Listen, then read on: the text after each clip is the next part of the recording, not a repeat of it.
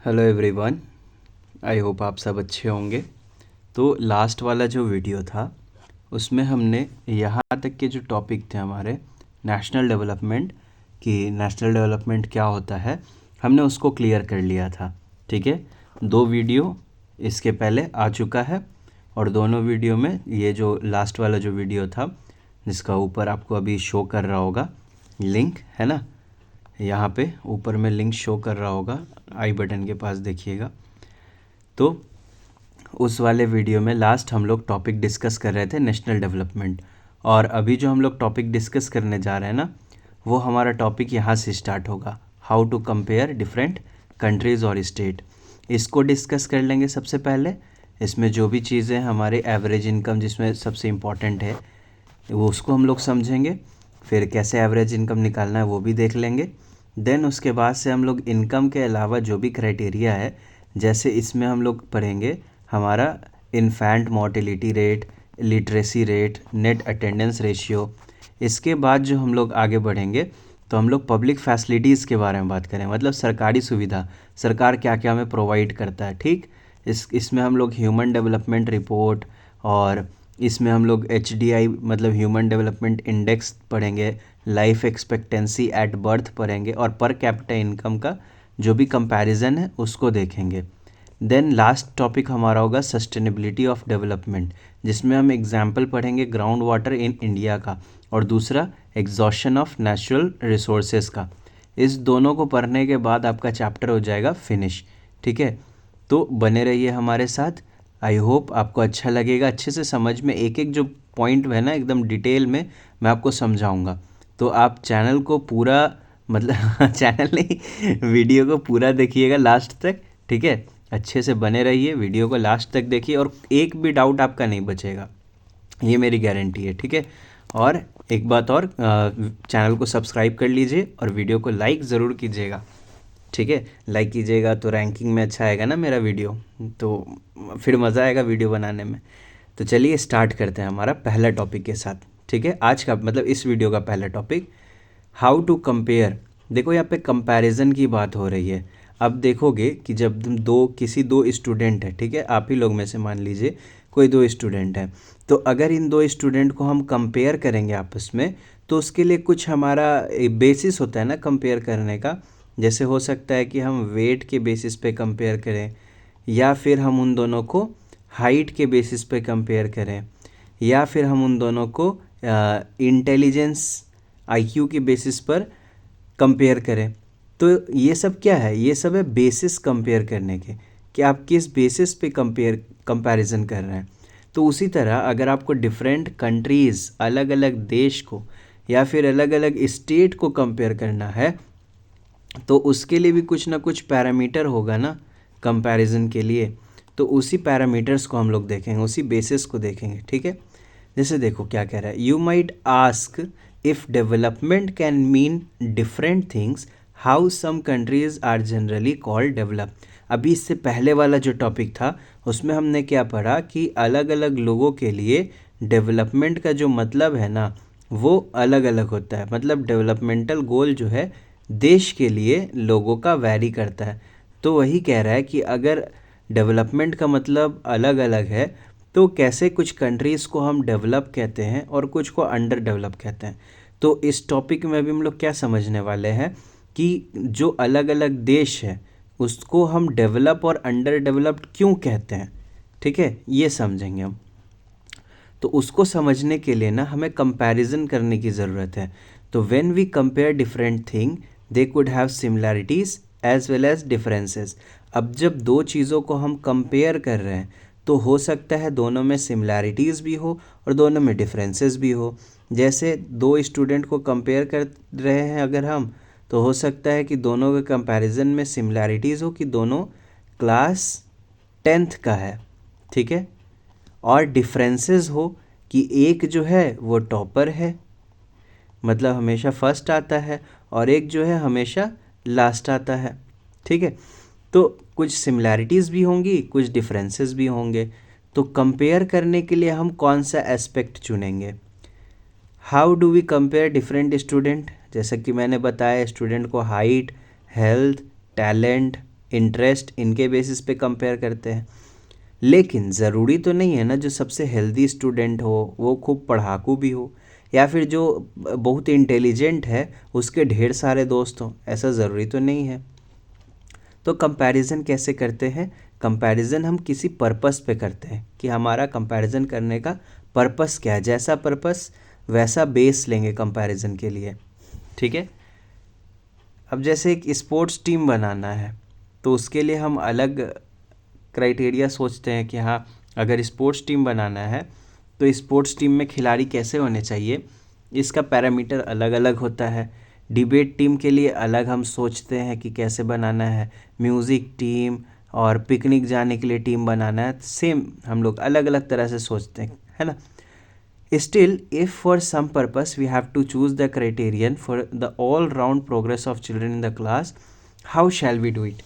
लेकिन अगर हमें किसी एक एक चीज़ को ना चुनकर अगर हमें सब मिलाकर एक ही बार में चूज़ करना हो सारे बच्चों में, तो हम कैसे उनको चूज़ करेंगे? जैसे देखो, कहना क्या चाह रहा है, हमारे इंडिया में ढेर सारा स्टेट है ना, तो हमारा बिहार है, यूपी है, झारखंड है,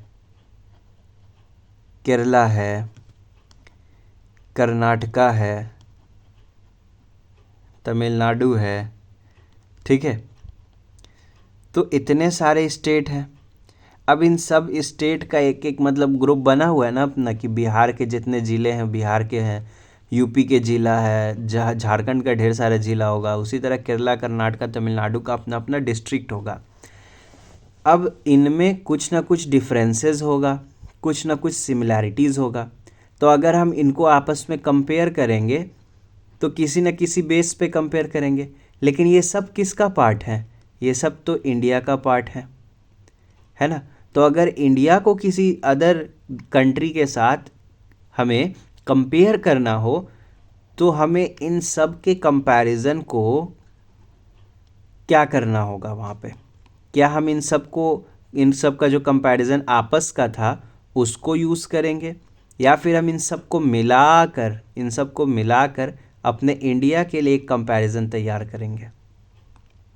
ऑब्वियस सी बात है, अगर हम इंटरनेशनल दूसरे देश से कंपेयर करने वाले हैं तो हम अपने इंडिया का ये सबको मिलाकर ना कंपेयर करेंगे। इन सब को मिलाकर जो लिटरेसी रेट है, इन सब को मिलाकर जो इनकम है, इन सब को मिलाकर जो हमारा वेलबींग है लाइफ का, है ना, वही तो हमारे देश का वेलबींग है, वही हमारे देश का लिटरेसी रेट है, इनकम है, ठीक है। यूजुअली वी टेक वन और more important characteristics of person and compare them based on these characteristics. तो हम लोग क्या करते हैं, जो हम बेस है, जो कैरेक्टरिस्टिक है, जो बेस है, जो कैरेक्टरिस्टिक है, तो एक से ज़्यादा हम बेस यानी एक से ज़्यादा कैरेक्टरिस्टिक लेते हैं और इम्पॉर्टेंट, ठीक है, इम्पॉर्टेंट एकदम, ताकि हम दो पर्सन को या फिर किसी को भी कंपेयर कर सके आपस में। Of course there can be differences about what are important characteristics that should form the basis of comparison। हाँ, अब मुद्दा ये है कि कौन से कैरेक्टरिस्टिक्स हमें चूज़ करने, ठीक है। ये तो समझ में आ गया, एक से ज़्यादा हम बेसिस को, कैरेक्टरिस्टिक्स को देखने वाले हैं कंपेयर करने के लिए। लेकिन क्या क्या होना चाहिए उसमें? जैसे friendliness, spirit of cooperation, creativity, marks secured, क्या क्या बेसिस होने चाहिए? ये सब एग्जाम्पल है आपका माइंड डेवलप करने के लिए, आपको सोचने के लिए, कि आप सोचिए कि जिस तरह से आप अपने दोस्तों में कंपेयर करते हैं ना एक से ज़्यादा चीज़ों में, सिर्फ हाइट में तो कंपेयर नहीं करते हैं अपने दोस्तों से, वेट में भी कंपेयर करते हैं, आईक्यू में कंपेयर करते हैं, है ना। कौन तेज़ दौड़ सकता है, कौन ज़्यादा देर तक सो सकता है यही कंपटीशन चलता रहता है ना। तो इसी तरह से डेवलपमेंट में भी हम कंपेयर करते हैं अलग अलग तरह से, ठीक है। तो कंट्रीज़ को कंपेयर करने के लिए one of the most important attribute है इनकम। एक काफ़ी मोस्ट इम्पॉर्टेंट, समझ रहे हो, मोस्ट इम्पॉर्टेंट एट्रीब्यूट है इनकम। तो कंट्रीज़ विथ हायर इनकम, वैसा देश जिसका इनकम ज़्यादा है, देश का इनकम यानी कि उसके पूरे जो कॉन्स्टिट्यूएंट है उसमें जितने भी स्टेट वगैरह उस सब का, है ना, इनकम मिलाकर, तो देश का इनकम अगर ज़्यादा है तो वो ज़्यादा डेवलप्ड होंगे। तो this is based on the understanding. अब ऐसा क्यों कि जिसका इनकम ज़्यादा है वो ज़्यादा डेवलप्ड होंगे? क्योंकि more income means more of all things that human beings need.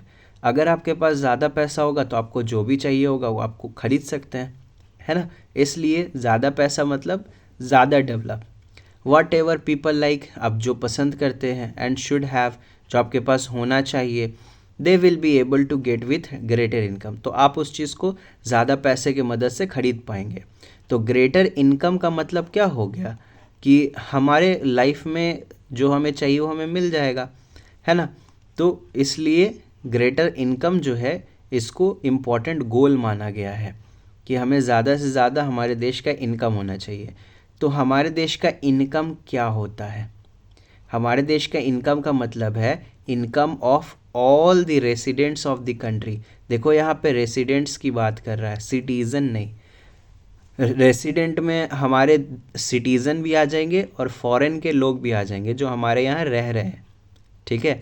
तो चाहे हमारे देश के लोग हों या बाहर के लोग जो हमारे यहाँ रह रहे हैं या फैक्ट्री चला रहे हैं या कोई कंपनी चला रहे हैं, तो वो सब। तो रेसिडेंट का इनकम हमारे देश का इनकम हो गया, ठीक है। कि हमारे देश में टोटल इनकम कितना है, पैसा कितना आ रहा है, ठीक है। इवन जो बाहर से पैसा भेज रहे हैं और हमारे यहाँ जो पैसा लोग कमा कर बाहर भेज रहे हैं उसका डिफरेंस लिया जाता है, ठीक है। ये जो हमारा नेशनल इनकम जो होता है ना, देश का इनकम, उसमें हमारा सिटीज़न का तो इनकम हो गया, सिटीज़न का इनकम जो देश में रह रहे हैं, ठीक है, इनसाइड जो देश में रह रहे हैं। अब हम इसमें क्या करेंगे, इसमें हम जोड़ देंगे डिफरेंस को। जैसे यहाँ से जो बाहर वाले लोग हैं ना, विदेशी लोग जो यहाँ से कमा रहे हैं और यहाँ से कमा के बाहर पैसा भेज रहे हैं, तो उनका इनकम और इनकम ऑफ फॉरेनर, ठीक है। और जो लोग हमारे इंडिया के लोग जो बाहर जाके पैसा कमा रहे हैं ना, वो लोग अगर वहाँ से भेज रहे हैं इनकम फ्रॉम अब्रॉड, तो वो लोग वहाँ से हमारे इंडिया में पैसा भेज रहे हैं ना, तो इस दोनों का डिफरेंस, जैसे मान लो कि यहाँ वाले 100 रुपया कमा रहे हैं और 100 रुपया कमा के अपने देश भेज रहे हैं, और हम लोग वाले जो है ना वो बाहर से 200 रुपया कमा के यहाँ पे भेज रहे हैं इंडिया में, तो दोनों का डिफरेंस कितने का है, 100 रुपये का। तो ये 100 रुपया जुड़ जाएगा, तो ये हो जाएगा हमारा टोटल इनकम, देश का इनकम। समझ में आ रहा होगा। चलिए, तो फॉर कंपैरिजन बिटवीन कंट्रीज़, लेकिन अगर देश को कंपेयर करना है तो टोटल इनकम जो है is not such an useful measure, एक यूज़फुल मेज़र नहीं होगा। क्योंकि भाई किसी देश में बाहर के लोग आकर खूब कमा रहे हैं पैसा, है ना, तो वो देश बहुत अमीर होता जा रहा है। तो देश के इनकम को कंपेयर ना करना, ठीक है। क्या करना है आपको, कंट्रीज़ के पास तो डिफरेंट पॉपुलेशन होते हैं, किसी के पॉपुलेशन कम है तो किसी का पॉपुलेशन ज़्यादा है। तो अगर हम टोटल इनकम को कंपेयर करेंगे तो इससे हमें ये नहीं पता चलेगा कि वहाँ के पर्सन कितना कमा रहे हैं। वहाँ से टोटल इनकम से सिर्फ देश का इनकम पता चलेगा कि हाँ देश में कितना पैसा आ रहा है या कितना पैसा जा रहा है, जो भी है कितना पैसा आ रहा है, बस ये पता चलेगा। लेकिन अगर हम एवरेज इनकम निकालेंगे तो हमें पता चलेगा कि उस देश के हर एक इंसान के का कितना कमाई है, ठीक है। हमें देश का कमाई अगर देखेंगे तो हमें लोगों की कमाई तो नहीं पता चलेगी कि लोग को कितना कमाई है, इंसान वहाँ के जो पॉपुलेशन है वो कितना कमा रहा है।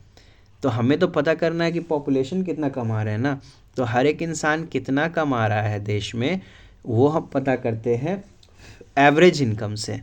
और इसलिए हम एवरेज इनकम को यूज़ करते हैं देश को कंपेयर करने में, आपस में देश हो गया या स्टेट हो गया, इसको आपस में कंपेयर करने के लिए हम लोग एवरेज इनकम अपनाते हैं। एवरेज इनकम को हम पर कैपिटा इनकम भी कहते हैं। क्या होता है एवरेज इनकम, आप लोग बचपन में एवरेज निकालना सीखे होंगे, है ना। एवरेज कैसे निकालते हैं, जैसे 4 नंबर है मेरे पास 1 2 3 4, इसका एवरेज निकालना है तो हम क्या करेंगे, सबको जोड़ देंगे 1 2 + 3 + 4 डिवाइडेड बाई कितना नंबर है टोटल ऊपर में, 1 2 3 4, 4 नंबर है तो 4 से डिवाइड करेंगे। तो ये हमारा एवरेज निकल जाएगा 4 3 7 और 7 3 10, 10/4। तो ये हमारा एवरेज निकल गया।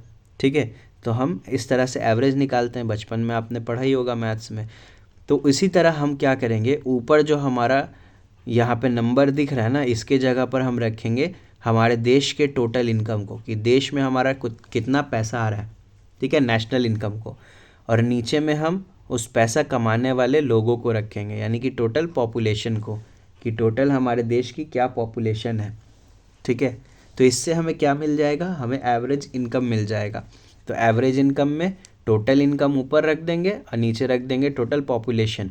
क्योंकि देखो इनकम जो है, इनकम तो हम लोग बिलियन ट्रिलियन में कमाते हैं ना, ठीक है, इनकम बिलियन ट्रिलियन में आता है, इसलिए उसको ऊपर रखना ज़रूरी है। अब पॉपुलेशन जो है, पॉपुलेशन बिलियन ट्रिलियन में थोड़ी ना है, अभी तो 150 करोड़ की आबादी है। जिस हिसाब से आपका इनकम आता है उस हिसाब से तो पॉपुलेशन नहीं ना बढ़ रहा है। ठीक है, इसलिए पॉपुलेशन को नीचे में रखेंगे। ठीक है, नाउ पर capita income in world development reports. World development reports, world development reports कौन लाता है, वर्ल्ड बैंक इशू करता है। वर्ल्ड डेवलपमेंट रिपोर्ट्स कौन इशू करता है, वर्ल्ड बैंक, याद रहेगा।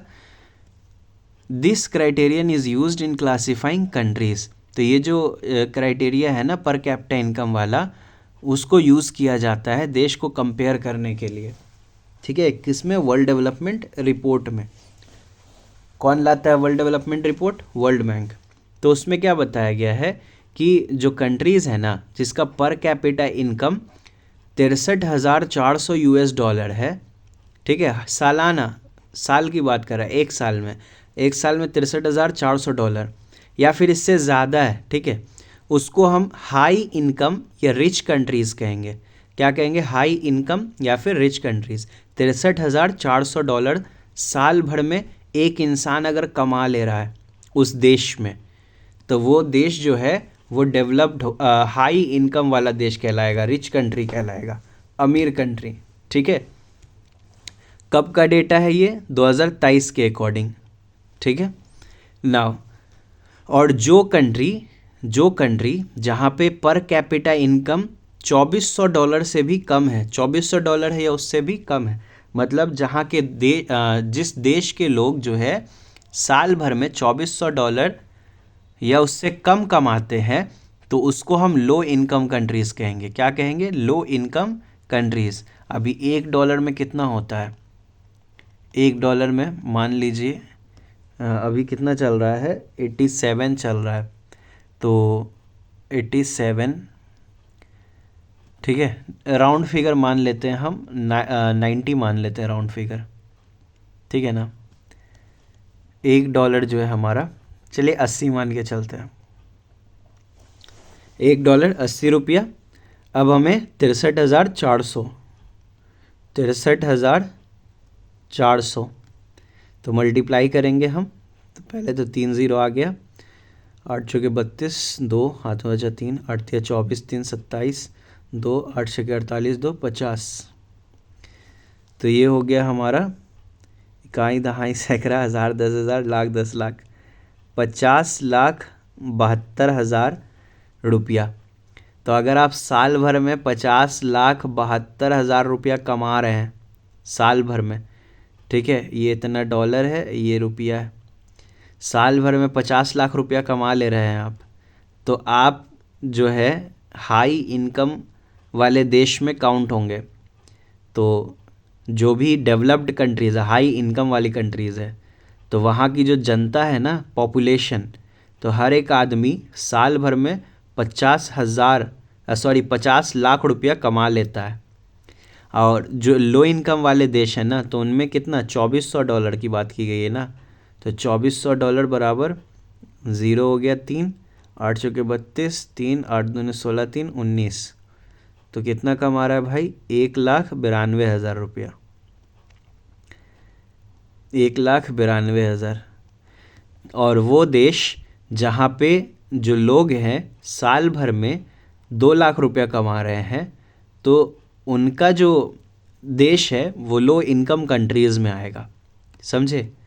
इंडिया जो है वो लो मिडल इनकम कंट्री में आता है। लो मिडल इनकम, हमारा पर कैपिटा इनकम जो है वो $10,030 है। तो $10,030 80 से मल्टीप्लाई करेंगे तो 1020, 8 तिया 24, अब फिर से 10 और 8 एकम 8, यानी कि हमारे यहाँ जो है ना लोग 8,02,400 रुपया एक साल में कमा ले रहे हैं। हर एक इंसान साल भर में 8,02,400 रुपया कमा ले रहा है हमारे देश में, इसलिए हमारा देश लो मिडल इनकम में। अभी हम लोग 10,000 पे पहुँच गए हैं, जल्द ही हम लोग 63,000 पे भी ज़रूर पहुँचेंगे। तो रिच कंट्रीज़ जो है ना, जहाँ पे लोग 50 लाख रुपया सालाना कमा ले रहे हैं, उनमें आता है रिच कंट्रीज़ जो हैं उनको हम डेवलप्ड कंट्रीज़ कहते हैं, एक्सक्लूडिंग मिडल ईस्ट और कई छोटे छोटे कंट्रीज़ को एक्सक्लूड करके बाकी जो भी रिच कंट्रीज़ है उनको डेवलप्ड कंट्रीज़ कहेंगे। ठीक है, अब आपका होमवर्क है, आपको पता करना है कि मिडल ईस्ट को और बाकी जो छोटे छोटे कंट्रीज़ हैं उनको, जिनका इनकम इतना है, उनको डेवलप्ड कंट्रीज़ क्यों नहीं कहा जाता है, उनको क्या कहा जाता है। ठीक है, आई होप आपको एवरेज इनकम समझ में आया होगा। तो एवरेज इनकम इनका निकालने का कोशिश कीजिएगा। मैंने आपको बताया कि कैसे निकालना है, जोड़ के जितना नंबर है उससे डिवाइड करना है ना। तो एवरेज जो है निकालने का कोशिश कीजिएगा आप। देखो, country with no rich and poor, ऐसा देश जहाँ पे कोई न अमीर है न गरीब है, तो वो ऐसा दिखेगा। और जहाँ पे गरीब और अमीर है तो वो ऐसा दिखेगा, एक बंदा 4 कुर्सी पे है और बाकी ये लोग एडजस्ट कर रहे हैं। Now income and other criteria में क्या कहा जा रहा है, income and other criteria. When we looked at individual aspiration and goals, we found that people not only think of better income but also have goals. हम लोगों के ना कुछ लक्ष्य होते हैं, टारगेट होता है। जैसे एक तो टारगेट है कि भाई बढ़िया इनकम होना चाहिए लाइफ में। दूसरा टारगेट क्या है कि हम जहाँ पे काम कर रहे हैं ना, वहाँ पे हमको जॉब सिक्योरिटी होना चाहिए। मतलब अचानक से कोई हमें जॉब से ना निकाल दे, हमारा जॉब सिक्योर होना चाहिए।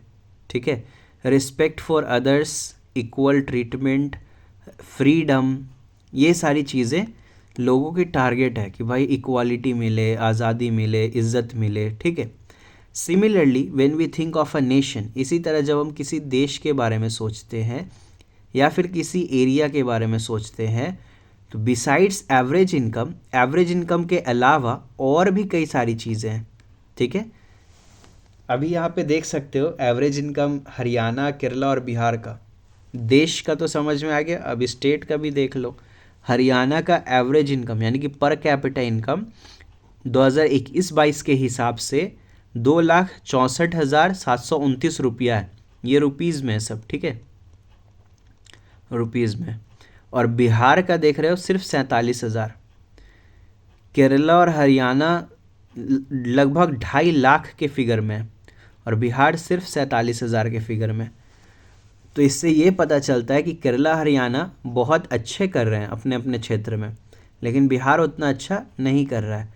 ये इकोनॉमिक सर्वे का रिपोर्ट है, डेटा है। ठीक है, तो क्या क्या एट्रीब्यूट है उसको समझते हैं।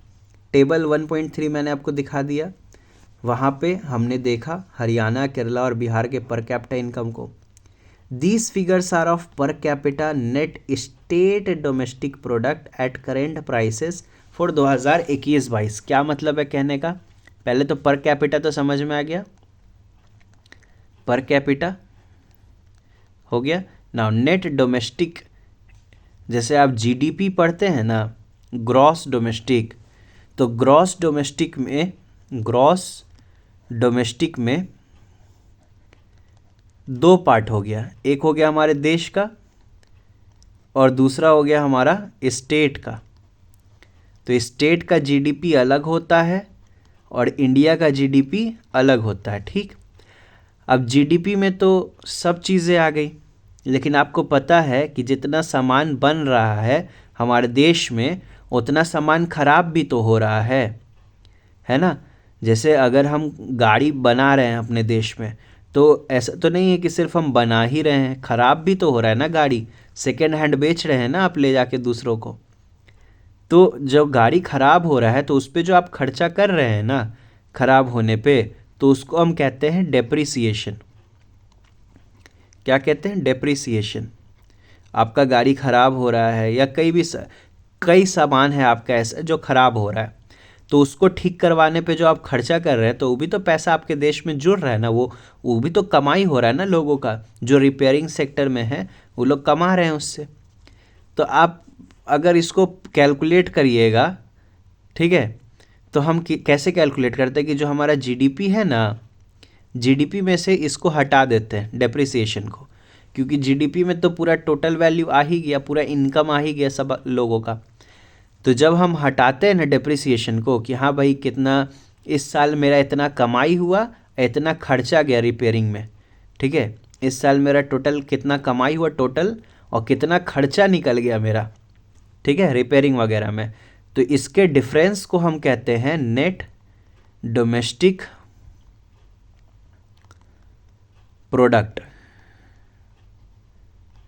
ठीक है, तो टोटल कितना मैंने कमाया और कितना रिपेयरिंग वगैरह पे खर्चा हुआ, इसके बाद जो पैसा बचा हमारा, वो है हमारा नेट डोमेस्टिक प्रोडक्ट। तो ये हो गया स्टेट का नेट डोमेस्टिक प्रोडक्ट, मतलब स्टेट के जीडीपी में से डिप्रिसिएशन माइनस किया होगा। ठीक है, और करंट प्राइसेस मतलब मार्केट में जो करंट प्राइस चल रहा है ना सामान का, वो दो तरह का प्राइस होता है। एक होता है आपका बेसिक प्राइस और एक होता है आपका करंट प्राइस, जिसको मार्केट प्राइस कहते हैं। देखो, अगर आपको महंगाई जानना है ना कि महंगाई कितना बढ़ गया है, तो बेसिक प्राइस निकालना, और नहीं तो आप करंट प्राइस निकालना। जैसे बेसिक प्राइस के लिए हम 2011 को हम क्या करते हैं, अपना बेस मान के चलते हैं 2011 को। ठीक है, तो 2011 के टाइम पे कोई सामान है हमारा, मान लीजिए बिस्कुट। ठीक है, बिस्किट जो है हमारा 2011 के टाइम पे 5 रुपये का था। ठीक है, अब 5 रुपये का बिस्किट था और 100 बिस्किट आप खरीदते तो आपको कितने का पड़ता? 500 का। ठीक है, नाउ सेम जो है आपको अब आपको देखना है 2023 में उस बिस्किट का दाम 2023 में कितना हो गया है। तो बिस्किट का दाम 2023 में मान लीजिए कि 10 रुपया हो गया है। ठीक है, अब 500 रुपया अगर आप लेके जाएंगे तो आपको कितना बिस्किट मिलेगा? 500 रुपया अगर आप लेकर जाएंगे तो आपको कितना बिस्किट मिलेगा? तो आपको मिलेगा 50 बिस्किट। तो पहले 2011 के टाइम पे आप 100 बिस्किट खरीद पा रहे थे इस 500 रुपये में, लेकिन अब 2025 में आप सिर्फ 50 बिस्किट खरीद पा रहे हैं। यानी कि महंगाई जो है दोगुना हो चुका है ना। पहले 100 खरीद लेते थे 100 बिस्किट, अब 50 ही बिस्किट खरीद पा रहे हैं, डबल हो गया महंगाई। तो अगर आपको महंगाई जानना है तो आप बेसिक प्राइस निकालेंगे, और बेसिक प्राइस निकालने के लिए क्या करेंगे, हम 2011 के प्राइस लेवल को चेक करेंगे। जैसे हम 100 सामान लेने जा रहे हैं, तो 100 सामान जो है मेरा 2011 में कितने टोटल कितने रुपए का होता और प्रेजेंट में कितने रुपए का हो रहा है। करंट प्राइस यानी कि प्रेजेंट में मार्केट प्राइस क्या है, तो करंट प्राइस से तो महंगाई पता चलेगा नहीं, बेसिक प्राइस से पता चलेगा महंगाई। एनीवेज, तो यहाँ पे हर एक टर्म को मैंने आपको समझा दिया। तो यहाँ पे तो बोल रहा था कि इग्नोर कीजिए कि क्या मतलब है इसका, लेकिन मैंने आपको समझा दिया, तो इसलिए आप लाइक ज़रूर कीजिएगा। ठीक है, बुक वाला बोल रहा है इग्नोर करने के लिए, मैंने आपको समझा दिया। रफली we can take it to be the per capita income of the state. We find that of the 3 Haryana में सबसे ज़्यादा पर कैपिटा इनकम है, जो कि मैंने आपको दिखाया यहाँ पे, है ना, 2,64,000 रुपया। यानी साल भर में वहाँ के लोग जो है एक साल में 2,64,000 रुपया कमा ले रहे हैं, और बिहार में एक साल में लोग 47,000 रुपया कमा रहे हैं। है ना, 47,500। तो इससे क्या पता चल रहा है कि बिहार बॉटम पे है, बिहार में डेवलपमेंट बहुत कम है, बहुत कम। ठीक है।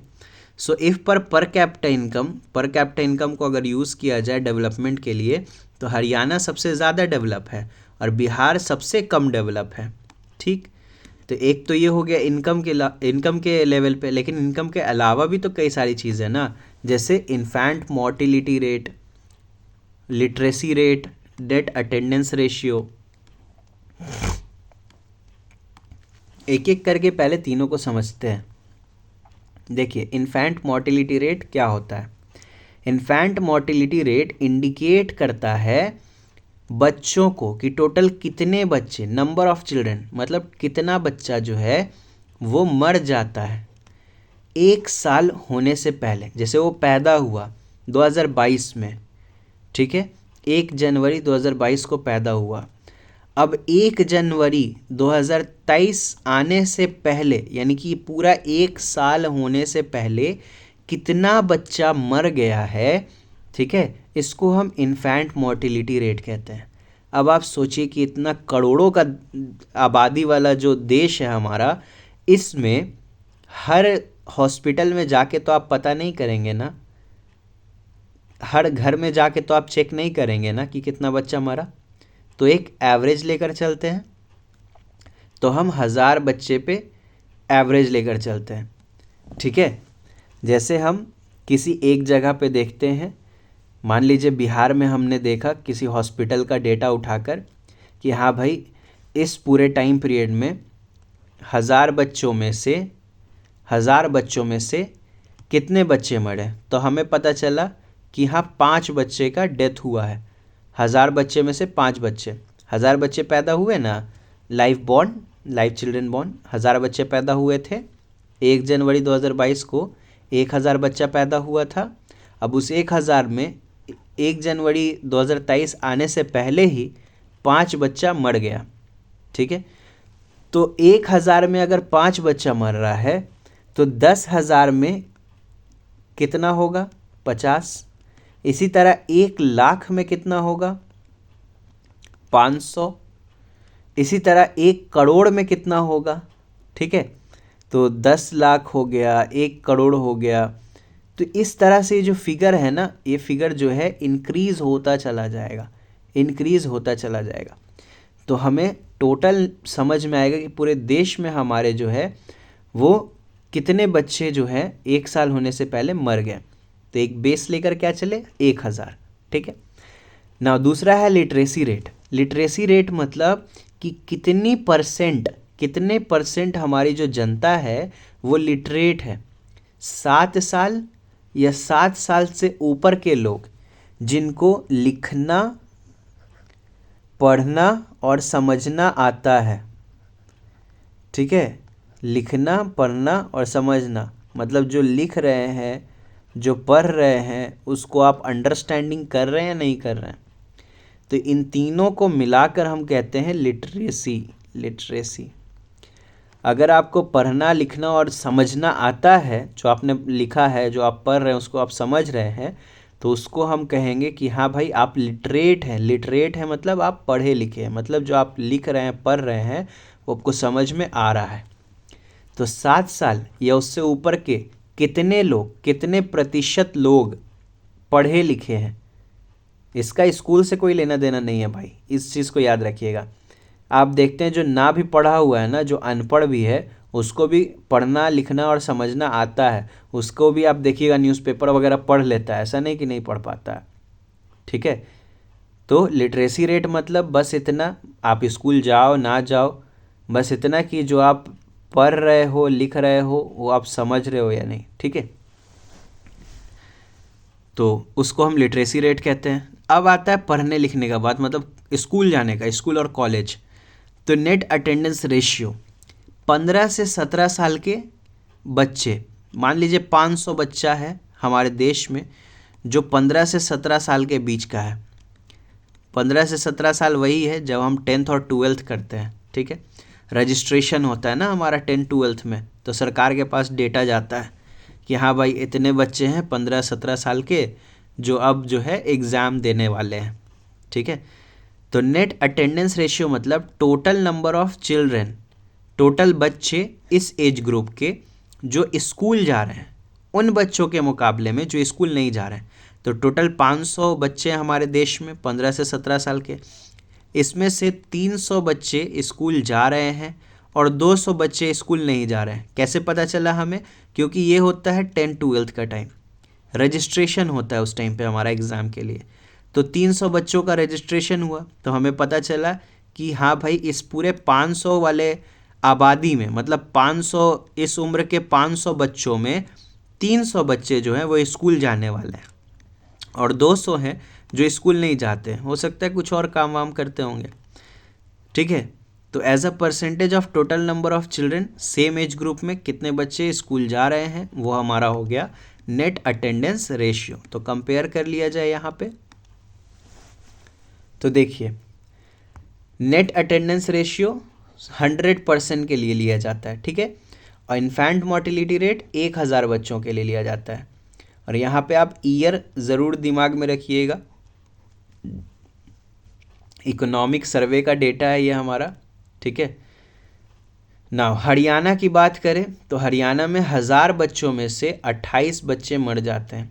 अब आप सोचिए पर कैपिटा इनकम में हरियाणा देख रहे थे टॉप पे था, है ना, लेकिन हेल्थ के फैसिलिटी में देखा जाए तो हरियाणा हरियाणा में 28 बच्चे मर रहे हैं। 1000 में 28 बच्चे मर रहे हैं, समझ में आ रहा है? 10,000 में 280 और 1,00,000 में 2,800, समझ में आ रहा है? 2800 हो जाएगा, 2,800। तो हेल्थ के मामले में तो गड़बड़ा गया भाई हरियाणा, पैसा खूब लेकिन हेल्थ नहीं। वहीं केरला देखिए कितना अच्छा, सिर्फ 6 बच्चे मर रहे हैं, 1000 में सिर्फ 6। और बिहार में हरियाणा वाला ही हाल, 27 बच्चे मर रहे हैं। अब लिटरेसी रेट पे जाते हैं, मतलब जिनको पढ़ना लिखना समझना आता है। डेटा कब का है? 2017-18 का। हरियाणा में 82% लोग हैं जिनको पढ़ना लिखना और समझना आता है, तो 100 में 82% लोग हैं वैसे। केरला में 94% लोग ऐसे हैं जिनको पढ़ना लिखना समझना आता है। देखो जब भी कहते हैं ना हम लोग कि केरला में लिटरेसी रेट बहुत है, तो ये मतलब नहीं कि केरला में हर बंदा स्कूल गया है, हर बंदा कॉलेज गया है, डिग्री है सबके पास, नहीं। लिटरेसी का साफ सीधा मतलब है कि उनको पढ़ना लिखना और समझना आता है, वो अच्छे से पढ़ लिख और समझ सकते हैं चीज़ों को, ठीक है। बिहार में बहुत कम है, स्थिति बहुत ख़राब है बिहार का, ना पर कैपिटा इनकम में आगे है, ना इन्फेंट मोर्टेलिटी रेट में, ना लिटरेसी रेट में। तो 62% सिर्फ और सिर्फ लिटरेसी है, ठीक है। अब बात करते हैं कि 15 से 17 साल के कितने बच्चे स्कूल जाते हैं। तो 100 बच्चों में से 73 बच्चे जाते हैं स्कूल हरियाणा में, 100 बच्चों में 94 बच्चे जाते हैं स्कूल केरला में, और बिहार में सिर्फ 69 बच्चे जाते हैं। तो बाकी के जो आपके 31 बच्चे हैं वो स्कूल नहीं जाते हैं। इधर 6 बच्चे स्कूल नहीं जाते हैं, इधर आपके 27 बच्चे स्कूल नहीं जाते हैं, समझे। तो ये था क्या सिचुएशन चल रहा है। सिर्फ इनकम पे सब कुछ डिपेंड नहीं करता है, बाकी चीज़ें भी इम्पॉर्टेंट हैं। तो ये जो जितना भी ये बातें यहाँ पे कही गई हैं वो मैंने आपको ऊपर ही समझा दिया, ठीक है। अब हम आते हैं डायरेक्ट पब्लिक फैसिलिटीज़ पर, क्योंकि मैंने अच्छे से डिटेल में सब चीज़ें समझा दी आपको। पब्लिक फैसिलिटीज़ की बात की जाए, पब्लिक फैसिलिटीज़ मतलब हर वो सुविधा जो सरकार आपको दे रही है। भैया आप पैसे से सब कुछ नहीं खरीद सकते हैं ना, मनी जो है आपके पास उससे आप सब कुछ नहीं खरीद सकते हैं। जैसे पॉल्यूशन फ्री इन्वायरमेंट तो आप नहीं खरीद सकते हैं, है ना। और इंश्योर आप ये भी नहीं पता कर सकते हैं कि जो आप मेडिसिन ले रहे हैं, जो आप दवा ले रहे हैं वो ख़राब दवा ना हो, unless you can afford to shift to a community that already has all these things. या तो आप अपना जगह बदल लीजिए, मतलब जहाँ पे आप रह रहे हैं अगर वहाँ पे प्रदूषण है तो आप दूसरे जगह चल जाइए, ठीक है। जहाँ पे आप रह रहे हैं वहाँ पे दवाई ख़राब मिलता है, मिलावट वाला दवा, एडल्ट्रेटेड दवा मिलावट वाला मिलता है, तो आप वहाँ जाइए जहाँ पे अनएडल्ट्रेटेड दवा हो, बिना मिलावट का। तो आप अपने पैसे से ये सब चीज़ तो नहीं खरीद सकते, तो ये सब चीज़ आपको कौन प्रोवाइड कराएगा? सरकार। सरकार की जिम्मेदारी है कि वो आपको पॉल्यूशन फ्री इन्वायरमेंट प्रोवाइड कराएगा। सरकार की जिम्मेदारी है कि वो आपको बिना मिलावट वाला दवा प्रोवाइड कराएगा। ठीक है, तो मनी में also not be able to protect, आपको बीमारी से नहीं बचा सकता है पैसा, लेकिन सरकार चाहे तो सरकार खर्च करेगा। जैसे आप देखेंगे पेस्ट कंट्रोल होता है कई जगह पे, है ना, आकर वो छीटा जाता है, डेंगू वगैरह का खतरा ना फैले इसलिए। इसी तरह से कई सारी चीज़ें हैं, जैसे हमारे हेल्थ का ध्यान रखते हुए सरकार हमारे लिए पार्क बनवा दिया है कि भैया अपना स्वस्थ रहिए सब लोग। तो actually for many of the important thing, हमारी ज़िंदगी में कई सारी ऐसी चीज़ें हैं जो हमें सरकार प्रोवाइड कराती है। ठीक है, अब भले वो चीज़ें सस्ती हो या महंगी हो, जैसी भी हो। तो जैसे हमारा गवर्नमेंट का स्कूल हो गया, जैसे जो बच्चे नहीं पढ़ पा रहे हैं, प्राइवेट स्कूल बहुत महंगा है, बच्चे नहीं पढ़ पा रहे हैं, तो उनको गवर्नमेंट स्कूल दिया जा रहा है। जो प्राइवेट हॉस्पिटल में इलाज नहीं करवा पा रहे हैं, तो उनके लिए गवर्नमेंट हॉस्पिटल बनवाया जा रहा है। और देखो ना, गवर्नमेंट हॉस्पिटल में जाने के लिए आपको नीट का एग्ज़ाम देना पड़ता है ना। अब नीट का एग्ज़ाम दे रहे हैं मतलब आप वेल क्वालिफाइड डॉक्टर होकर जा रहे हैं गवर्नमेंट हॉस्पिटल में। तो सरकार आपके लिए कितना कुछ कर रहा है। आपको सड़क चाहिए तो रोड बनवा कर देगा, गवर्नमेंट आपको स्कूल, आपको हॉस्पिटल बनवा के दे रहा है, कॉलेज बनवा कर दे रहा है। Kerala has low infant mortality rate. Kerala में सिर्फ 6 बच्चे क्यों मरते हैं 1000 में? क्योंकि वहाँ पे जो गवर्नमेंट है ना, वो हेल्थ प्रोवाइड कराता है, अच्छा हेल्थ प्रोवाइड कराता है। एजुकेशन लोगों को पढ़ाता है, समझाता है कि क्या करना चाहिए, कैसे बच्चे का केयर करना चाहिए। और खाना बंटवाता है, पीडीएस सिस्टम बढ़िया से।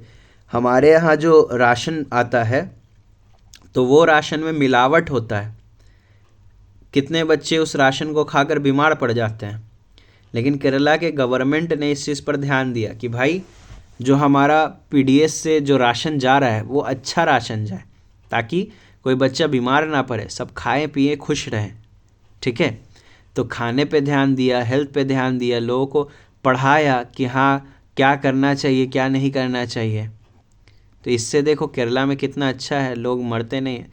देखो पढ़ने लिखने से फ़ायदा ये है ना कि जो आप अंधविश्वास में जीते हैं, जैसे कई लोग बच्चे को मार देते हैं कि बच्चा जो है फीमेल है तो फीमेल देखकर मार देते हैं, तो वैसा ना हो। चलो अब एजुकेशनल अचीवमेंट की बात कर ही रहे हैं हम, पढ़ाई लिखाई की, तो उस पर बात करते हैं। तो देखो कितना डिस्पैरिटी किया जाता है, भेदभाव किया जाता है। गांव की अगर बात देखोगे, उत्तर प्रदेश का है ये डेटा, ठीक है, गांव का बात करोगे तो गांव में वहाँ 76% लोग पढ़े लिखे हैं मेल में, लेकिन फीमेल में सिर्फ 54% लोग, यानी कि फ़ीमेल को पढ़ाई लिखाई का अधिकार नहीं दिया जा रहा है। तो जब हम जनता को पढ़ाएंगे सिखाएंगे कि भैया सब बराबर है ना, मेल फीमेल सब बराबर है, तब ना लोग समझेगा इस चीज़ को। अभी देखो जैसे 10 से 14 साल के जो बच्चे हैं गांव में, तो 10 से 14 साल के बच्चों में ज़्यादा डिफरेंस नहीं है ना। इसी तरह जो स्कूल जा रहे हैं, ये लिटरेसी रेट था, मतलब पढ़ना लिखना समझना आता है। अब वो जो स्कूल जा रहे हैं, अटेंड कर रहे हैं स्कूल, तो 85-82, इसमें भी ज़्यादा डिफरेंस नहीं है। यानी कि 10 से 14 साल के बाद का जो उम्र है ना, मतलब इसके बाद के जो लोग हैं वो कहीं ना कहीं लैग कर रहे हैं। मतलब 10 से 14 साल के बाद जो है फीमेल की शादी हो जा रही है, इसलिए उनको पढ़ने लिखने नहीं दिया जा रहा है। ठीक है, तो कई सारी चीज़ें जो है हमें गवर्नमेंट से मिलती हैं, हमें गवर्नमेंट के ऊपर डिपेंड रहना पड़ता है उन चीज़ों के लिए। Now most important thing, human development report. Once it is realized that even though income is important, yet it is an inadequate measure of the level of development. अगर आपको डेवलपमेंट देखना है तो भैया सिर्फ इनकम देखने से तो बात नहीं चलेगा। इनकम के अलावा हमें हेल्थ, है ना, हमें हेल्थ के साथ पढ़ाई लिखाई, ये सब चीज़ें देखनी पड़ती हैं। ठीक है, हेल्थ के साथ पढ़ाई लिखाई ये सब देखना पड़ता है इनकम के अलावा। जैसे हमने केरला और हरियाणा को कंपेयर किया था आपस में, हरियाणा पैसे के मामले में तो खूब ज़्यादा है, लेकिन बच्चों के हेल्थ के मामले में बहुत पीछे। 28 था ना IMR हरियाणा का, और केरला हरियाणा से पीछे पैसे के मामले में, लेकिन यहाँ पे सिर्फ 6 था IMR। ठीक है।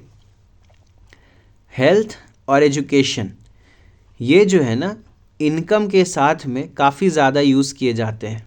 हेल्थ, एजुकेशन और इनकम, ये 3 मोस्ट इम्पॉर्टेंट पैरामीटर हैं हमारे। ठीक है। UNDP, United Nation Development Program, UNDP एक रिपोर्ट पब्लिश करती है जो है ह्यूमन डेवलपमेंट रिपोर्ट, और इस रिपोर्ट में जो कंट्रीज़ हैं उनको एजुकेशन, हेल्थ और इनकम के बेसिस पर कंपेयर किया जाता है और फिर उनको रैंक दिया जाता है। ठीक है। रैंक का एक पूरा लिस्ट बनता है जिसे ह्यूमन डेवलपमेंट इंडेक्स कहते हैं। ठीक है। क्या कहते हैं? Human development index. ठीक है। तो ह्यूमन डेवलपमेंट इंडेक्स 193 कंट्रीज़ के लिए बनाया जाता है। तो देख लिया जाए सब चीज़ों को, gross national income, life expectancy, mean years of schooling. ठीक है।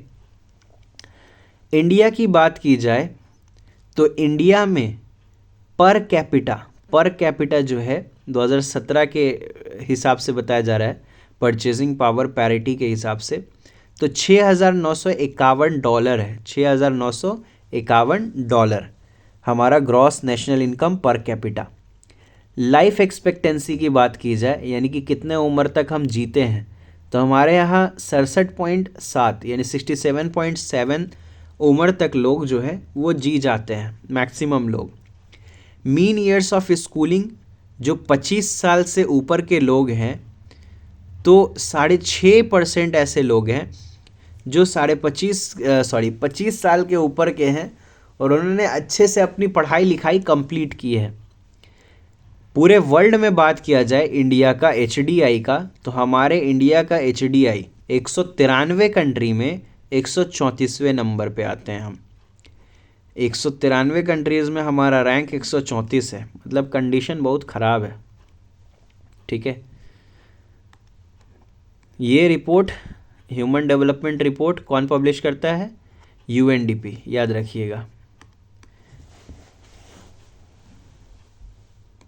चलिए आगे देखते हैं क्या है। हाँ, तो इज़न्ट इट सरप्राइजिंग कि हमारा जो नेबरहुड है श्रीलंका, वो हमसे आगे है रैंक में। बिल्कुल भाई, श्रीलंका छोटा सा है और हमसे रैंक में कितना आगे है? 78। उनके यहाँ लाइफ एक्सपेक्टेंसी भी ज़्यादा है, उनका पर कैपिटा इनकम भी ज़्यादा है, उनके यहाँ ज़्यादा लोग पढ़ते लिखते हैं, है ना, मतलब पढ़ाई अपनी पूरी करते हैं, कंप्लीट करते हैं। इवन नेपाल एंड बांग्लादेश, नेपाल और बांग्लादेश को देखिए, इनका पर कैपिटा इनकम जो है हमसे कम है पर कैपिटा, लेकिन इनकी लाइफ एक्सपेक्टेंसी यहाँ पे कितना ज़्यादा वक्त तक लोग जी रहे हैं, 70 साल 73 साल। ठीक है। तो इसी तरह से HDI को कैलकुलेट करने में कई सारे इम्प्रूवमेंट्स सजेस्ट किए गए हैं और कई सारे कंपोनेंट्स अभी जुड़ना बाकी है। तो एक चीज़ तो क्लियर हो गया ना कि पीपल, हेल्थ, उनका वेलबींग बहुत इम्पॉर्टेंट है। अगर आपको डेवलपमेंट देखना है तो डेवलपमेंट सिर्फ पैसे से नहीं देखा जाता है, वहाँ के लोग अच्छे से रह रहे हैं नहीं रह रहे हैं, इससे भी देखा जाता है। नाउ सस्टेनेबिलिटी, डेवलपमेंट की बात करें तो अब फाइनल टॉपिक हमारा, अब ये लास्ट टॉपिक है। ठीक है। इसके बाद चैप्टर 2 और चैप्टर 3। देखो ये वीडियो थोड़े लेट हो गई है चैप्टर 1 की। चैप्टर 2 और चैप्टर 3 का वीडियो पहले से ही मैंने अपलोड कर रखा है चैनल पे, 1 शॉट में। ठीक है। बस ये वीडियो थोड़ा लेट हो गया था, कुछ प्रॉब्लम रीज़न था, मुझे याद नहीं रहा कि हाँ भाई ये चैप्टर कंप्लीट हुआ है नहीं हुआ है, सॉरी फॉर दैट।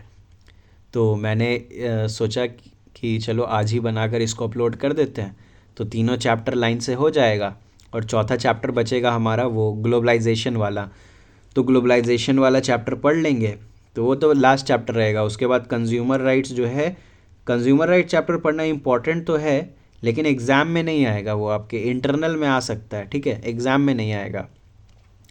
तो देखेंगे, अगर पॉसिबल हुआ तो कंज्यूमर राइट पढ़ा देंगे, नहीं तो देखिए चैप्टर 4 तक जहाँ होगा ना ग्लोबलाइजेशन, तो वो आपका फाइनल होगा इस बुक का, इस पूरे कोर्स का, वहाँ पे ख़त्म हो जाएगा। इसके बाद बस एक वीडियो और आएगी आपकी चैप्टर 4 वाली, तो वो आपका चैप्टर कंप्लीट हो जाएगा, ये मानकर चलिए आप। तो एक कोर्स आपका पूरा कंप्लीट हो जाएगा इकोनॉमिक्स का। अभी हिस्ट्री आपका चल रहा है, सिविक्स चल रहा है, सिविक्स में जेंडर रिलीजन तक पढ़ा दिए हैं हम, तो जेंडर रिलीजन कंप्लीट हो गया है उसमें। और आपका जियोग्राफी है, जियोग्राफी में चैप्टर 2 तक होगा। कोशिश करेंगे जल्दी जल्दी सारे चैप्टर्स को कंप्लीट कर दें, ताकि आपके एग्ज़ाम से पहले आपका पूरा कंप्लीट रिवीजन का पैकेज जो है तैयार हो जाए, ठीक है। तो आप अच्छे से समझ सकें, अच्छे से पढ़ सकें सब चीज़ों को, आपको दिक्कत ना हो। तो चैनल को लाइक चैनल को नहीं, वीडियो को लाइक कर दीजिएगा और चैनल को सब्सक्राइब कर लीजिएगा। याद से अपने दोस्तों में शेयर ज़रूर करिएगा। कोई भी डाउट होता है ना तो कमेंट में ज़रूर लिखिए, कमेंट में लिखिएगा तो अगले वीडियो में आपके डाउट को मैं रिजॉल्व करूँगा, डिस्कस करूँगा कि हाँ भाई क्या डाउट है, उसको पहले देख लेंगे, ठीक है।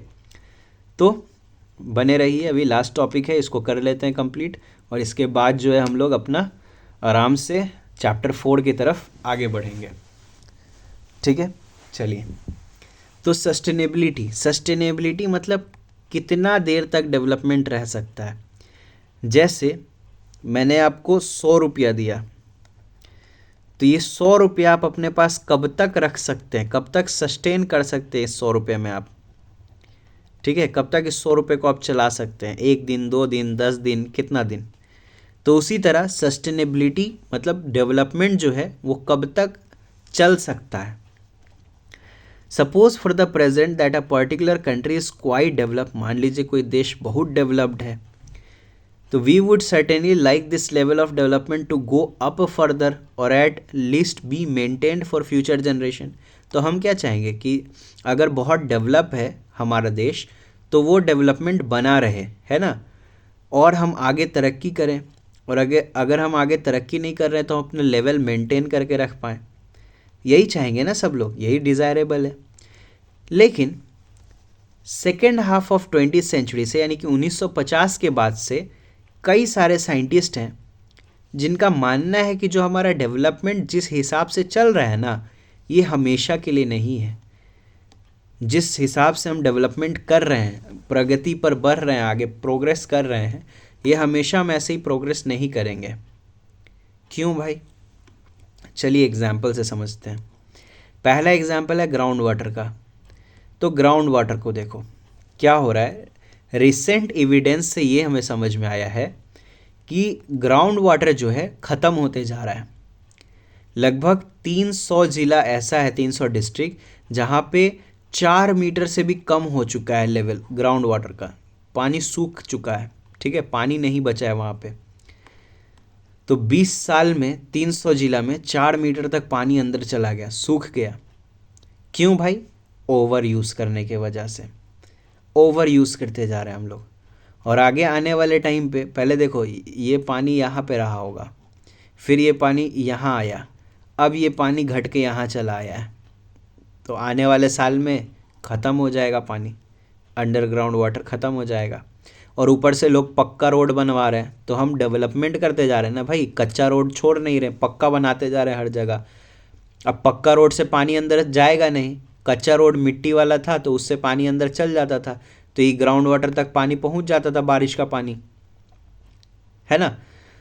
लेकिन अब चूंकि पक्का रोड बना दिए हम, तो पक्का रोड बनाने से क्या हो रहा है, पानी अंदर जा नहीं रहा है। पानी अंदर जाएगा नहीं तो भाई कहाँ से आएगा ग्राउंड वाटर में पानी? समझ रहे बात को? तो डेवलपमेंट के चक्कर में हम लोग पानी को एक तो एक्सप्लॉइट कर रहे हैं, हद से ज़्यादा यूज़ कर रहे हैं। आज के टाइम पे हर काम के लिए पानी हद से ज़्यादा यूज़ किया जाता है। तो वही साइंटिस्ट ने बोला है, सोशल साइंटिस्ट ने, कि आने वाले वक्त में जो है ना ग्राउंड वाटर ख़त्म हो जाएगा, ठीक है। पंजाब हो गया, वेस्टर्न यूपी हो गया, यहाँ तो भाई ग्राउंड वाटर से ही खेती बाड़ी चलती है ना। लेकिन अब सब जगह पानी ख़त्म होते जा रहा है, ओवर यूज़ हो रहा है, पानी ख़त्म हो रहा है। पानी जो है, ग्राउंड वाटर जो है, एक रिन्यूएबल रिसोर्स है, मानते हैं। बारिश होगा फिर भर जाएगा, फिर बारिश होगा फिर भर जाएगा। लेकिन अगर हद से ज़्यादा यूज़ करेंगे तब क्या होगा? अगर हद से ज़्यादा यूज़ करेंगे भाई, तो ख़त्म हो जाएगा। अब जैसे एग्जांपल लीजिए, हमारे घर में नल लगा हुआ है, ठीक है, हमारे घर में नल लगा हुआ है। अब इससे 1 मिनट में 1 बकेट पानी जो है वो बढ़ा रहा है, 1 बकेट पानी बढ़ा रहा है। लेकिन इस 1 मिनट में जो है हम 2 बकेट पानी जो है वो ख़त्म कर रहे हैं, खर्च कर रहे हैं। तो खर्च करने का रेट ज़्यादा है, अब पानी भरने का रेट जो है वो बहुत कम है, 1 मिनट में सिर्फ 1 बकेट, और खर्च हम कर दे रहे हैं 1 मिनट में 2 बकेट। समझ में आ रहा है? यूज़ ज़्यादा कर रहे हैं लेकिन उस हिसाब से रिप्लेनिश नहीं हो रहा है, मतलब उस हिसाब से बारिश से जो है पानी नहीं बढ़ा रहा है, ग्राउंड वाटर रिचार्ज नहीं हो रहा है जिस हिसाब से खर्च हो रहा है पानी। Non renewable resources are those which will get exhausted after a few years of use. अब डिफरेंस बताया जा रहा है रिन्यूएबल और नॉन रिन्यूएबल में। देखो मैं सिंपल सा डेफिनेशन आपको बताता हूँ। रिन्यूएबल वो है जो कम समय में रिन्यू हो जाए, और नॉन रिन्यूएबल वो है जो रिन्यू होने में काफ़ी लंबा टाइम ले ले या फिर ना ही हो रिन्यू। समझ लीजिए नेग्लिजिबल, ठीक है। जिसके रिन्यू होने का चांस है रिन्यूएबल, जिसके रिन्यू होने का चांस नहीं है नॉन रिन्यूएबल, ठीक है। लिक्को पिक्को पेन देखे हो, लिक्को पिक्को पेन यूज़ करो ख़त्म तो नॉन रिन्यूएबल, उसको एग्जाम्पल समझ लो। और जो रिफ़िल करने वाला पेन रहता है लिंक ग्लाइसर वाला, बार बार उसका लीड हम रिफ़िल कर लेते हैं, तो वो हो गया हमारा रिन्यूएबल, ठीक है। आई होप समझ में आ रहा होगा, चीज़ें अच्छे से क्लियर हो रही होंगी माइंड में। भाई मैं तो अपने एंड से पूरी कोशिश कर रहा हूँ आपको समझाने का, लेकिन स्टिल कोई डाउट है अगर तो आप ज़रूर कमेंट में लिख दीजिएगा, कोई भी डाउट हो तो, ठीक है।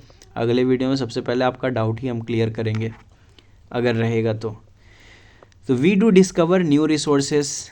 हम लोग कई सारे नए नए रिसोर्स को खोज कर रहे हैं जो हमारे पास पहले नहीं था, तो हमारे पास रिसोर्सेज बढ़ती जा रही हैं, लेकिन हम रिसोर्सेज को यूज़ इतना कर रहे हैं ना कि भैया वो ख़त्म हो रहा है, एग्जॉस्ट हो रहा है। जैसे क्रूड ऑयल की बात की जाए, क्रूड ऑयल जो है कच्चा तेल, वो एक नॉन रिन्यूएबल रिसोर्स है, मतलब इसको बनने में बहुत लंबा टाइम लगता है, ठीक है, इसको बनने में बहुत लंबा टाइम लगता है। लेकिन हम इसको इतना ना यूज़ करते जा रहे हैं ना कि भैया वो भी अब ख़त्म होने के कगार पे है। बनता है लाखों करोड़ों साल में और यूज़ कर रहे हैं डेली डेली, एकदम खूब खूब तेल पेट्रोल डीजल उड़ाए हुए हैं। तो नेचुरल रिसोर्स की बात की जाए, कहाँ कितना रिज़र्व है और कब तक चलेगा। मिडल ईस्ट में 836,000 मिलियन बैरल जो है क्रूड ऑयल प्रेजेंट है, लेकिन कब तक चलेगा? सिर्फ आने वाले 70 साल तक। आने वाले 70 साल के बाद ये जो 836 मिलियन बैरल, 1000 मिलियन बैरल जो है ना क्रूड ऑयल, ख़त्म हो जाएगा ये। अमेरिका में 69,000 मिलियन बैरल जो रिज़र्व है क्रूड ऑयल का, वो आने वाले 10.5 साल में ख़त्म हो जाएगा। और पूरे दुनिया में 1,732,000 मिलियन बैरल जो है क्रूड ऑयल है, जो कि आने वाले 47 साल में ख़त्म हो जाएगा। क्यों ख़त्म हो जाएगा भाई? क्योंकि यूज़ बढ़ता जा रहा है, हर चीज़ में यूज़ कर रहे हैं, और यही वजह है कि हम लोग रिन्यूएबल सोर्सेज की तरफ शिफ्ट कर रहे हैं, है ना, ग्रीन एनर्जी की तरफ शिफ्ट कर रहे हैं हम लोग। एनीवेज वो तो आप हायर क्लासेस में पढ़ेंगे। ये जो डेटा दिया हुआ है ये एनर्जी इंस्टीट्यूट्स स्टैटिस्टिकल रिव्यू है, वर्ल्ड एनर्जी 2024 का, ठीक है। सोर्स आपको माइंड में याद नहीं रखना है, लेकिन माइंड में रखना है, ठीक है। ऐसा नहीं कि रट्टा मारना है, लेकिन माइंड में रखना है। तो क्या सोचते हो, अगर उन लोग का तेल ख़त्म हो जाएगा तो फिर वो लोग उतने अमीर रहेंगे जितने आज हैं? ऑब्वियसली नहीं रहेंगे, ठीक है। कंसिक्वेंसेस क्या है? क्रूड ऑयल जो हम लोग जला रहे हैं, बर्न कर रहे हैं, उससे हमारा इन्वायरमेंट भी ख़राब हो रहा है ना। हमारे जो आने वाला फ्यूचर जनरेशन है, हमें उसके लिए भाई कुछ ना कुछ तो छोड़ना है ना। तो कोशिश करेंगे हम कि हम अपने जो भी रिसोर्सेज है उसको ओवर एक्सप्लॉइट ना करें, उसको बचा कर रखें, ताकि हमारे आने वाला जो जनरेशन है वो भी एक अच्छी ज़िंदगी जी सके, ठीक है। तो भाई डेवलपमेंट इस हिसाब से करिए जो सस्टेनेबल हो, मतलब आप भी खुश रहें, आपका आने वाला जनरेशन भी खुश रहे। ऐसा नहीं कि सिर्फ आप खुश हैं, आपके आने वाला जनरेशन बेचारा तरस रहा है कि उसके पास रिसोर्स अवेलेबल ही नहीं है। दैट्स ऑल, चैप्टर यहाँ पे ख़त्म होता है। अब ये क्वेश्चन वगैरह है तो आप खुद से डील कर लीजिएगा इस क्वेश्चंस को। तो आज की वीडियो यहीं तक। आई होप आपको अच्छा लगा होगा। सब्सक्राइब ज़रूर कर दीजिएगा और कम्युनिटी पोस्ट आज से देखना शुरू कर दीजिएगा। आज से मैं कोशिश करूँगा कि मैं जो भी पढ़ा रहा हूँ वो कम्युनिटी पोस्ट पे मैं अपलोड कर दूँगा, ठीक है, कि हाँ भाई कितना पढ़ाई हुआ है नहीं हुआ है वो मैं उधर अपलोड कर दूँगा, ताकि आपको दिक्कत ना हो। और वीडियो ढूंढने के लिए कहीं इधर उधर नहीं जाना है, प्लेलिस्ट रहेगा। प्लेलिस्ट अभी आ भी रहा होगा, स्क्रीन पे आप देख रहे होंगे, एंड स्क्रीन पे अपने। तो इस प्लेलिस्ट जो है, प्लेलिस्ट पे आराम से जाना है, सारे वीडियो को देखना है। और कोई भी डाउट हो, कैसा भी डाउट हो, मतलब इसमें चैप्टर में नॉन स्टडीज़ डाउट नहीं, ठीक है, स्टडी वाला डाउट जो भी है तो वो आप ज़रूर पूछिएगा वीडियो के कमेंट में, और मैं आपको अगले वीडियो में उसका रिप्लाई ज़रूर कर दूँगा, ठीक है। That's all, thank you so much, have a nice day, bye bye.